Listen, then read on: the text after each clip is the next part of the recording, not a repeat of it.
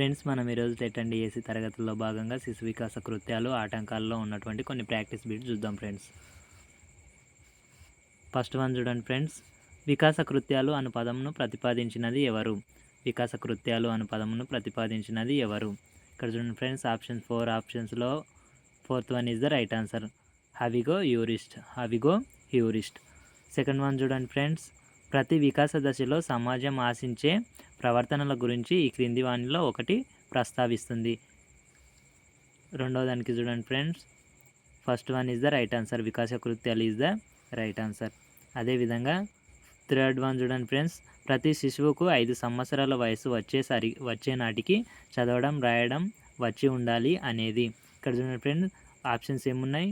శారీరక పరిపక్వతన, వ్యక్తికాంక్షణ, సాంస్కృతిక ఒత్తిడి, వ్యక్తి విలువ. ఇక్కడ చూడండి ఫ్రెండ్స్, ఏంటి? సాంస్కృతిక ఒత్తిడి. Third one is the right answer. Next చూడండి ఫ్రెండ్స్, ఫోర్త్ వన్. సాంఘిక వికాసం కుటుంబానికి మాత్రమే పరిమితమయ్యే దశ.